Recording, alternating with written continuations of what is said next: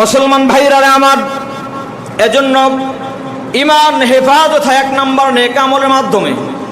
দুনিয়ার কোনো মানুষ যদি নামাজ পড়ে, রোজা রাখে, হজ করে, যাকাত দেয়, এরপরে সত্য কথা বলে, পিতা মাতার খেদমত করে, মানুষের সঙ্গে ভালো ব্যবহার করে, হালাল খাবার খায়, মানুষের হক নষ্ট করে না, আমার পয়গম্বর বলেন নিঃসন্দেহে নেক আমলের দ্বারা ঈমানের হেফাজত হয়, ঈমানের সংরক্ষণ হয়। আল্লাহু আকবার বলেন। তাহলে কেউ যদি নামাজ না পড়ে, রোজা না রাখে, হজ না করে, যাকাত না দেয়, অন্য ইবাদতের সাথে যদি সম্পর্ক না থাকে, ওই লোকটা যদি জবান দ্বারা বলে আমি ঈমানদার, এই কথা কখনোই বিশ্বাস করা যায় না, এটা গ্রহণযোগ্য নয়। কারণ যে ঈমানদার দাবি করবে, সে আযান হলে ঘরে ঘুমাতে পারে না, বিছানায় থাকতে পারবে না, কারণ তার ঈমানের একটা পাওয়ার আছে, যেই পাওয়ার তাকে আল্লাহর ঘর মসজিদ পর্যন্ত নিয়ে আসবে। আল্লাহু আকবার বলেন। আল্লাহু আকবার। এজন্য ঈমানদার দাবি করলে অবশ্যই তাকে নেক আমল করতে হবে। আল্লাহু আকবার। 2 শর্তে আল্লাহ বান্দাকে জান্নাত দেবেন। কয় শর্তে? 2টা শর্তে। বললেন না যে কয় শর্ত?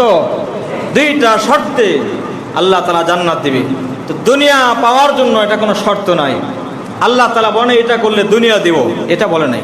যে দুনিয়া পাওয়ার জন্য কোনো শর্ত নাই, কারণ দুনিয়া একজন নাস্তিক, মোরতাদ, হিন্দু, বৌদ্ধ, খ্রিস্টান, তারাও দুনিয়া পায়। তাদেরকে আল্লাহ তাআলা 3 বেলা খাবার খাওয়াচ্ছে, বরং বেশি খাওয়াচ্ছে। কোটি কোটি টাকার সম্পদ আল্লাহ তাআলা তাদেরকেও দান করেছেন, কোনো শর্ত নাই। তবে আখিরাত পাইতে হলে অবশ্যই শর্ত আছে 2টা। বলেন কয়টা? 2টা। কেউ যদি জান্নাত পাইতে চায়, আখিরাতে সফলতা চায়, অবশ্যই 2টা শর্ত। 1 নম্বর শর্ত আল্লাহ তাআলা বলেন ইন্নাল্লাযীনা আমানু ওয়া আমিলুস সালিহাতি কানাত লাহুম জান্নাতুল ফিরদাউসি নুজুলা। আল্লাহু আকবার বলেন। দুনিয়ার কোনো মানুষ যদি জান্নাতে যাইতে চায়, আল্লাহ তাআলা বলেন 2টা শর্ত যদি কোনো বান্দা পরিপূর্ণ করতে পারে, 2টা শর্ত যদি মানতে পারে, তাহলে সাধারণ নরমাল কোনো জান্নাত নয়, জান্নাতুল ফিরদাউসের মেহমান আমি আল্লাহ তাআলা বানিয়ে দেব। 2টা শর্তে জান্নাতুল ফিরদাউস আল্লাহ তাআলা দান করবেন। 1 নম্বর শর্ত হলো ইন্নাল্লাযীনা আমানু। 1 নম্বর শর্ত হলো ঈমানদার হতে হবে। ঈমানদার ছাড়া জান্নাতে যাওয়ার কোনো সুযোগ নাই। এর আগেও বলেছি, একজন মানুষ কোটি কোটি টাকা যদি দান করে, সারা জীবন যদি সত্য কথা বলে, এরপরেও যদি আল্লাহ তাআলাকে বিশ্বাস না করে, ঈমান যদি না থাকে, সারা জীবনের শেষ নিঃশ্বাস পর্যন্ত ভালো কাজ করলেও ওই বান্দা কখনোই আল্লাহর জান্নাতে যাইতে পারবে না। জান্নাতে যাওয়ার প্রথম শর্ত হলো ঈমান লাগবে। ঈমান বলেন কি লাগবে? ঈমান। ঈমান ছাড়া আল্লাহর জান্নাতে যাওয়া সম্ভব নয়। তাহলে জান্নাতুল ফিরদাউস দিবেন আল্লাহ তাআলা, নরমাল কোনো জান্নাত নয়। জান্নাতুল ফিরদাউস হলো জান্নাতের যেগুলো জান্নাত আল্লাহ তাআলা ঈমানদারদের জন্য 8টি জান্নাত, বেহেশত বানিয়ে রেখেছেন, তার ভিতরে সবচেয়ে দামি জান্নাত, সেটার নাম হলো জান্নাতুল ফিরদাউস। এটা আল্লাহ তাআলা দিবেন 2 কাজের বিনিময়ে। কয় কাজ? 1 নম্বর হলো ঈমান। 1 নম্বর কি বলেন তো? ঈমান। 1 নম্বর ঈমান লাগবে। আল্লাহ তাআলা বলেন ইন্নাল্লাযীনা আমানু ওয়া আমিলুস সালিহাত।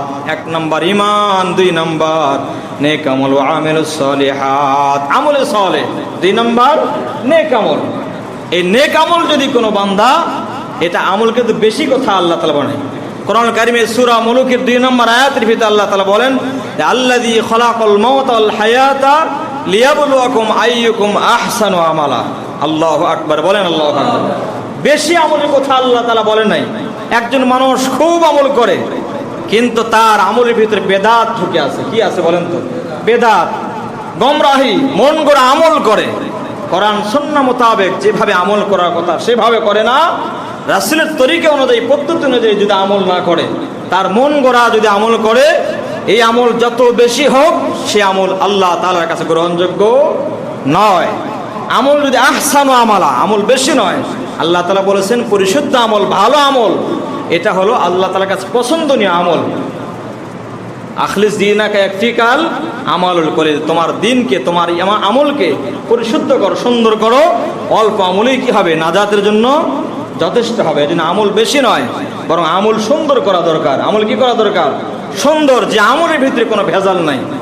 কখনো কখনো আল্লাহ তাআলার কাছে সন্তান চায়, আবার বাবার দরবারে সন্তান চায়, আছে না নাই? কখনো কখনো আল্লাহ তাআলার কাছে সাহায্য চায়, আবার দেব দেবতা বা ওই যে মানুষকে বলে যে যখন পূজায় যাও আমার কথা একটু বলো, আমার এই সমস্যা, আমাকে আমার জন্য এটা সমস্যাগুলো সমাধান করে দেয়, নাউযুবিল্লাহ পড়েন। এই হলো আমাদের মুসলমানদের অবস্থা। আল্লাহ তাআলা বলেন এটা ভালো আমল নয়, এটা নেক আমল নয়। নেক আমল হলো যেটা একমাত্রই আল্লাহ তাআলাকে রাজি খুশি করার জন্য রাসূলের পদ্ধতিতে হবে, এটাই কেবল সুন্দর আমল, নেক আমল। সুবহানাল্লাহ বলেন। মুসলমান ভাইরা আমার, তাহলে এক নাম্বার আল্লাহ তাআলা বলেন জান্নাতুল ফেরদাউস পাওয়ার জন্য, জান্নাতুল ফেরদাউসের মেহমান হওয়ার জন্য দুইটা শর্তের ভিতরে এক নাম্বার শর্ত হলো ঈমান লাগবে। ঈমান ছাড়া জান্নাতে যাওয়ার কোনো সুযোগ নাই। দুই নাম্বার হলো আমিলুস সালিহাত, দুই নাম্বার নেক আমল। দুনিয়ার কোনো মানুষ যদি নেক আমল করে নিঃসন্দেহে আল্লাহর বান্দা আল্লাহ তাআলা জান্নাতে যাবে, যাবে কোনো সন্দেহ নাই। তাহলে দুইটা শর্তের বিনিময়ে আল্লাহ তাআলা কি দিবেন? জান্নাতুল ফেরদাউস দান করবেন। এখন বলেন তো, সেই ঈমান হেফাজতের জন্য আপনাকে আমাকে যত্নবান করার জন্য, ঈমান হেফাজত সংরক্ষণ করার জন্য আপনার আমার এরকমভাবে চেষ্টা করা দরকার আছে না নাই? দুনিয়ার সমস্ত নিয়ামত যেগুলো চাইতে বললাম যে ঈমান হলো সবচেয়ে বড় আল্লাহ তাআলার পক্ষ থেকে দেওয়া আপনার আমার জন্য সবচেয়ে বড় নিয়ামত। সেই ঈমান আছে না নাই, এটা সংরক্ষণ করবো আমরা কিভাবে? আমরা জানি না, কথা বল ঠিক কিনা? আমরা শুধু নামাজ পড়ি আর যাই, কিন্তু ঈমানটা আছে কিনা, মজবুত আছে কিনা, ঈমানের সংরক্ষণ হয়েছে কিনা, এইগুলোর ব্যাপারে আপনার আমার কোনো খেয়াল নাই। মুসলমান ভাইরা আমার, আবার এই ঈমানটা ধ্বংস হয় দুইটা কারণে। কয় কারণে বলেন তো? দুইটা মাধ্যমে ঈমান ধ্বংস হয়। এক নম্বর হলো ইবলিস এবং শয়তান। এই শয়তান মানুষের ঈমান ধ্বংস করিয়ে দেয়। এক নম্বর ইবলিস, যে মানুষের ঈমান কি করে দেয় বলেন তো? ধ্বংস করে দেয়। আর দুই নম্বর হলো প্রত্যেকটি মানুষের মাঝে নফস আম্মারা খায়াসাত নফস আছে, এটার মাধ্যমে ঈমান কি হয়ে যায়? ঈমান ধ্বংস হয়ে যায়। তাহলে দুই কাজের মাধ্যমে ঈমান কি হয়ে যায়? আওয়াজ করে বলেন তো, নষ্ট হয়ে যায়। এই জন্য দুইটা জিনিস থেকে আপনাকে আমাকে খুব সতর্ক থাকা দরকার। এক নম্বর ইবলিস এবং শয়তান। ইবলিস শয়তান, তার থেকে আপনাকে আমাকে খুব হেফাজত থাকা দরকার, সতর্ক থাকা দরকার। এটা ভয়াবহ, এটা কি খুব ভয়াবহ। তাহলে ঈমান ধ্বংস করার পিছনের এক নম্বর কারণ হলো ইবলিস। এক নম্বর কারণ কি? ইবলিস। দুই নম্বর খায়সাত নফস, নফসে আম্মারা। প্রত্যেকটি মানুষের মাঝে নফসে আম্মারা আছে না নাই? কিছু কিছু সময় দেখবেন আজান হয়ে গেছে অথবা ভালো কোনো কাজ করবেন, এমন সময় বাধা হয়ে দাঁড়ায়। এটা হলো নফসে আম্মারা, মন গড়া চলে। মানুষ আছে না নাই? অনেক মানুষ টাকা আছে কাছে, চাইলে সেই টাকা দিয়ে খরচ ভালো কোনো কাজে লাগাইতে পারবে। এই টাকা দিয়ে বিড়ি খায়, সিগারেট খায়, মদ খায়, গাঁজা খায়, জেনায় লিপ্ত হয়, ব্যভিচারে লিপ্ত হয়, আছে না নাই বলেন তো? মন গড়া কাজ, এই মন গড়া কাজ, এটার মাধ্যমে আল্লাহর বান্দা পথভ্রষ্ট হয়ে যায়, জাহান্নামী হয়ে যায়। নাউযুবিল্লাহ পড়েন। তাহলে ঈমান নষ্ট হয় ইবলিস এবং নফসে আম্মারার দুইটা কারণে। কি হয়? ঈমান নষ্ট হয়ে যায়। মুসলমান ভাইরা আমার, কারণ হলো এই ইবলিস আল্লাহ পাক রব্বুল আলামিনের সঙ্গে রাগান্বিত হয়ে আল্লাহ তাআলাকে ডাক দিয়ে বললেন যে বনি আদমের কারণে আজকে আমাকে পথভ্রষ্ট হতে হলো, গোমরাহ হতে হলো। আল্লাহ তাআলা পয়গম্বরকে জানিয়ে দিলেন, ক্বালা ফাবিমা আগওয়াইতানি লাকুদান্না লাহুম সিরাতাকাল মুস্তাকিম। আল্লাহু আকবার বলেন, আল্লাহু আকবার। আল্লাহ তাআলা তার পয়গম্বরকে, হাবিবকে বলতেছেন, ক্বালা ফাবিমা আগওয়াইতানি লাকুদান্না লাহুম সিরাতাকাল মুস্তাকিম। ইবলিস মহান আল্লাহ তাআলাকে ডাক দিয়ে বলতেছেন যে আমাকে আপনি পথভ্রষ্ট করলেন। কি করলেন? পথভ্রষ্ট করলেন, গোমরাহ করে দিলেন, আমি গোমরাহ হয়ে গেলাম। যাদের কারণে লাকুদান্না লাহুম, অবশ্যই অবশ্যই তাকিদের সিগা ব্যবহার করে আল্লাহ তাআলা, লাকুদান্না লাহুম, আমি তাদের জন্য বসে থাকবো, সিরাতাকাল মুস্তাকিম, আপনার সহজ সরল পথে আমি কি করব? তাদের জন্য বসে থাকবো। সহজ সরল পথ সিরাতে মুস্তাকিমের এই পথে বসে থাকবে আপনাকে আমাকে জান্নাতের পথ দেখানোর জন্য, মনে হয় নাকি? ইবলিস সিরাতে মুস্তাকিম সঠিক পথে বসে থাকবে আপনাকে আমাকে জান্নাতের পথ দেখানোর জন্য না, জান্নাতের পথ থেকে দূরে সরে দেওয়ার জন্য। আওয়াজ করে বলেন, বুঝেন নাই মনে হয় নাকি? বুঝতেছেন তো? তাহলে ইবলিস সহজ সরল পথ, আল্লাহর পথে, সোজা পথে বসে থাকবেন। আপনাকে আমাকে জান্নাতের রাস্তা দেখিয়ে দেওয়ার জন্য না জাহান্নামের রাস্তা, জাহান্নামের রাস্তা, ওই রাস্তাতে ফিরাবে। এবার আল্লাহ তাআলাকে ইবলিস ডাক দিয়ে বলতেছেন, আপনার সহজ সরল পথ, সঠিক পথে আমি বসে থাকবো, অবশ্যই অবশ্যই আমি বসে থাকবো। সুম্মা লাআতিয়ান্নাহুম মিন বাইনি আইদিহিম, আমি আপনার সমস্ত বান্দা যারা সঠিক পথে চলবে, সহজ সরল পথ, আপনার সঠিক পথ, সোজা পথে যারা চলবে, আমি তাদের সামনে থেকে আমি আমি আমি তাদের সামনে আসব। আমি তাদের সামনে আসবো, আসার পরে জান্নাতের পথ, সঠিক পথ থেকে যেন তাদেরকে দূরে সরানো যায়, পথ ভ্রষ্ট করা যায়, গোমরাহ করা যায়, জন্য আমি তাদের সামনে থেকে আসবো। মিন বাইনি আইদিহিম ওয়া মিন খালফিহিম, এরপরে পিছন থেকে আসবো। ওয়া আন আইমানিহিম, ডান দিক থেকে তাদের কাছে আসবো। ওয়া আন শামাইলিহিম, বাম দিক থেকে আমি তাদের কাছে আসবো। তাহলে কয় দিক থেকে আসবে বলেন তো? এক কথায় চতুর্দিক থেকে ইবলিস তার বান্দাদেরকে, যে সমস্ত বান্দা সঠিক পথে চলবে, সহজ সঠিক পথ, সরল পথে, সিরাতে মুস্তাকিমের পথে যে সমস্ত বান্দারা চলবে, তাদেরকে ওই পথ থেকে ফিরানোর জন্য, গোমরাহ করার জন্য ইবলিস চতুর্দিক থেকে সেই বান্দাদের কাছে আসবে। এরপরে আল্লাহ তাআলার কাছে বলেন, ওয়ালা তাজিদু আকসারাহুম শাকিরিন, এরপরে আপনি অধিকাংশ বান্দাকে আপনি কৃতজ্ঞতা বান্দা হিসাবে পাবেন না, অর্থাৎ আপনি আপনার বান্দাদেরকে, অধিকাংশ বান্দাদেরকে শুকর গুজার বান্দা হিসাবে পাবেন না। এটা হলো ইবলিসের রাগ। যে কোনো উপায়ে বনি আদমকে আমি জান্নাতের পথ থেকে, সোজা পথ, বেহেশতের পথ থেকে আমি তাদেরকে ফিরিয়ে ফিরিয়ে তাদেরকে জাহান্নামের পথে পরিচালিত করব। নাউযুবিল্লাহ, পরে নাউযুবিল্লাহ, জাহান্নামের পথে তাদেরকে আমি নিয়ে যাব। কার ওয়াদা এটা? ইবলিসের। বলেন কার? ইবলিস রাগ, এটা ইবলিসের কথা, এগুলো করবে। তাহলে এক নাম্বার, সেই ইবলিস যে আপনার আমার ঈমান চুরি করবে, ঈমান ডাকাতি করবে, ঈমান হরণ করবে, তাহলে সেই ইবলিস থেকে আমাদেরকে বাঁচার জন্য চেষ্টা করা দরকার আছে না নাই বলেন তো? তাহলে ঈমান নষ্ট হয় দুইটা কারণে। বলেন কয় কারণ? এক নাম্বার হলো ইবলিস যে ঈমানদারের ঈমান কি করে ফেলে? নষ্ট করে ফেলে। দুই নাম্বার নফসে আম্মারা। এক নাম্বার যে বিষয় আল্লাহ তাআলা বলেন ইবলিস মানুষের ঈমান নষ্ট করে দেয়, আল্লাহ তাআলার সঠিক পথ থেকে বান্দাকে দূরে সরিয়ে দেয়। কোরআনের বহু জায়গার ভিতরে আল্লাহ তাআলা বলেন ইবলিস হলো, শয়তান হলো তোমাদের প্রকাশ্য শত্রু। সুবহানাল্লাহ। আল্লাহ তাআলা বলেন, ওয়ালা তাত্তাবিউ খুতুওয়াতিশ শাইতান ইন্নাহু লাকুম আদুউম মুবিন। শয়তানের তোমরা কি করো না? অনুসরণ করিও না। ইন্নাহু লাকুম আদুউম মুবিন, কারণ শয়তান হলো তোমাদের প্রকাশ্য শত্রু। ইবলিস তোমাদের প্রকাশ্য শত্রু। বনি আদম জান্নাতে যাবে, ভালো কাজ করবে, এটা ইবলিসে সহ্য করতে পারে না। শয়তানের কিছু বন্ধু আছে না নাই? কিছু দোস্ত, কিছু আহবাব, শয়তানের কিছু অনুসারী আছে। আপনার নামাজ যাবেন, ভালো কাজ করতে যাবেন, আপনার কাছেই তারা বসবাস করে, ভালো কাজ আপনাকে করতে দিবে না। ভালো কোনো কাজ করতে যাবেন, সেই কাজ থেকে আপনাকে ফিরাবে যে কোনো উপায়ে। এরা ইবলিসের দোসর। কারা? এরাও কারা? ইবলিসের দোসর। এরাও হলো আপনার শত্রু। এরাও কার শত্রু? ঈমানদার শত্রু। সুতরাং ইবলিস থেকে আমাদেরকে দূরে থাকার দরকার আছে না বলেন তো? দুই নাম্বার হলো নফসে আম্মারা। দুই নাম্বার কি? নফসে আম্মারা। নফসে আম্মারা হলো, প্রত্যেকটি মানুষের মাঝে একটা নফস আছে, যেটা সব সময় মানুষের খারাপ কাজের দিকে নিয়ে যায়। সব সময় আপনার কাছে মোবাইল ফোন আছে, চাইলে কোরআনের তেলাওয়াতও শুনতে পারবেন, চাইলে গান বাজনাও শোনা যায়। যায় কি যায় না বলেন তো? গান বাজনাও শোনা যায়। চাইলে দেখে কোরআনও পড়া যায়, হাদিসও পড়া যায় মোবাইলের ভিতরে। চাইলে আবার গেমসও খেলা যায়। আছে না নাই? আছে। এখন বিষয়টা হলো নফস আম্মারা, যেটা আপনার ভিতরে খারাপ কাজের দিকে টেনে টেনে খারাপ কাজের দিকে নিয়ে যায়। এটা চাবে সর্বক্ষণ যে কোরআন শুনিস না, আওয়াজ শোনার দরকার নাই, মোবাইলে গেমস আছে, গেমস খেল। কথা বলেন ঠিক কিনা? ফেসবুক আছে, একটু সময় দে।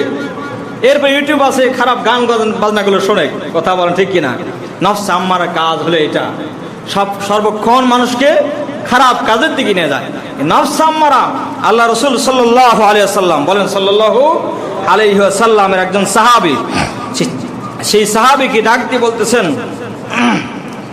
হযরত আসমা বিন উমাইস রাদিয়াল্লাহু আনহু থেকে বর্ণিত আছে, রাসূল করিম সাল্লাল্লাহু আলাইহি ওয়াসাল্লাম বলেন, বিসাল আব্দু আব্দুন হুয়া হাওয়াহু ইদুল্লু, ওই বান্দা অত্যন্ত নিকৃষ্ট, বলেন ওই বান্দা অত্যন্ত নিকৃষ্ট যে তার এরকম ভাবে নফসে আম্মারা যেটা সেটাকে অনুসরণ করে, নফসে আম্মারা গোলামি করে, সেই বান্দা সবচেয়ে নিকৃষ্ট। বলেন নাউযুবিল্লাহ।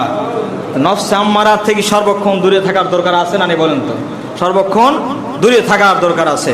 আল্লাহ তাআলা আমাদের দূরে থাকার তৌফিক দান করুন, আল্লাহুম্মা আমিন।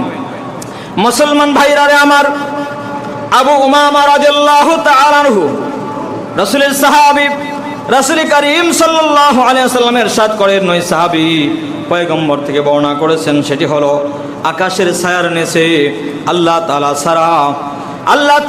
ছাড়া অন্য যে মাবুদের ইবাদত করা হয়, আসমান নিচে যারা দেব দেবতার পূজা করে, গাছের পূজা, মাছের পূজা করে, ওই সমস্ত মানুষের চাইতে ওই মানুষটা বেশি নিকৃষ্ট যে তার নফসে আম্মারার পূজা করে। নাউযুবিল্লাহ।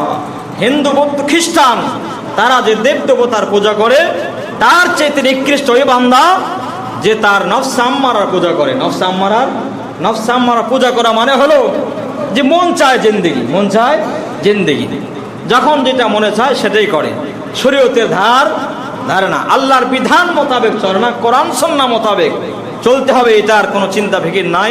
আল্লাহর বিধান মোতাবেক, আল্লাহর কথা মোতাবেক চলবে, এইগুলো চিন্তা নেই, বরং মন গড়া, যখন মন যেটা চাচ্ছে সেটাই। এটা হলো নাস্তিক। এটা কি বলেন? আওয়াজ করে বলতে, এটা কারা? নাস্তিক। হিন্দুদের একটা ধর্ম আছে না নাই? হিন্দুদের একটা ধর্ম আছে, হিন্দু ধর্ম। খ্রিস্টানদের খ্রিস্ট ধর্ম। এরপরে বৌদ্ধদের একটা ধর্ম আছে। পৃথিবীর সমস্ত মানুষ তাদের এক একজনের একটা ধর্ম আছে। নাস্তিকদের কোনো ধর্ম নাই। বলেন নাস্তিকদের কোনো কি নাই? ধর্ম নাই। এই যে সংসদে বর্তমান আলোচনা চলতেছে, সংসদেও আলোচনা চলতেছে যে নবীর পরে নবী নাই, সংসদে আইন চাই। আল্লাহু আকবার বলেন। এটা আমাদের দায়িত্ব, আমাদেরও এটা ইমানই দায়িত্ব, ইমানে আকাঙ্ক্ষা। কারণ আমার নবী হলেন শেষ নবী, আমার নবী হলেন শেষ নবী, তারপরে কোন নবী কার বিধান? আওয়াজ করে বলেন তো। আল্লাহ তাআলা কোথায় এটা? মা কানা মুহাম্মাদুন আবা আহাদিম মির রিজালিকুম ওয়ালাকিন রাসূলুল্লাহি ওয়া খাতামান নাবিয়্যিন। ওয়া খাতামান নাবিয়্যিন, আমার রাসূল হলো শেষ নবী। লা নাবিয়্যা বাদি ওয়ালা রাসূলা, লা নাবিয়্যা বাদি ওয়ালা রাসূলা, যে আমার পরে কোনো নবী নাই, আমার পরে কোনো রাসূল নাই। আনা খাতামুন নাবিয়্যিন, তিনি হলেন শেষ নবী। রাসূল বলছেন আমি শেষ নবী। এখন কিছু নাস্তিকদের মাথা খারাপ হয়ে গেছে। সংসদে একজন আলেম বক্তব্য দিয়েছেন, এটা আলোচনা করেছেন যে সংসদে আমরা আইন পাশ করতে চাই, আইন পাশ করা হোক যে কাদিয়ানীরা কাফের, এরা কোনো মুসলমান নয়। যারা আমার নবীকে শেষ নবী মানে না, এরা মুসলমান হইতে পারে না। এটা তো আমাদের সকলের দাবি, কথা বলেন ঠিক কিনা? কারণ যে বলবে আমার নবী শেষ নবী নয়, এ কথা বলার তার ইমান আছে না? ইমান নষ্ট হয়ে গেছে, সে কাফের হয়ে গেছে। সুতরাং তারা কাফের হিসেবে থাক, আমাদের কোনো সমস্যা নাই, কোনো আপত্তি নেই। তাই মুসলমান দাবি করে আমার নবী কি শেষ নবী মানবে না, এটা কোনো মুসলমান সহ্য করতে পারে না। এখন ওই আলেমের বিরুদ্ধে লেগে গেছে। এইগুলো বলার দরকার কি? যার যার ধর্ম, যার যার কথা, যার যার হিসাব সেই দিবে, কথা ঠিকই আছে। যার হিসাব তো সেই দেবে, এটা তো ঠিকই আছে, কথা বলেন ঠিক কিনা? আপনার হিসাব আপনাকেই দিতে হবে, আমার হিসাব আমাকেই দিতে হবে। তবে মুসলমানের কিছু দায়িত্ব আছে না বলেন তো? সেটি হলো ইমান হেফাজতের কিছু দায়িত্ব আল্লাহ তাআলা মুসলিম জাহানের মুসলমানদেরকে দান করেছেন। বলেন সুবহানাল্লাহ। এই কোরআন অনুযায়ী জীবনযাপন করতে হবে, কোরআনের সত্য কথা বলার জিম্মাদারি জোরে বলেন তো দিয়েছেন কে? তাহলে আমার নবী শেষ নবী, এটা কোরআনে ঘোষণা কিনা বলেন তো? কোরআনে ঘোষণা। সুতরাং এই কথা প্রত্যেকটি মুসলমানের জবান দিয়ে বের হওয়া দরকার আছে না ভাই? আছে। সুতরাং আমার নবী শেষ নবী, যারা শেষ নবী মানে না তারা ইমানদার নয়, তারা কাফের।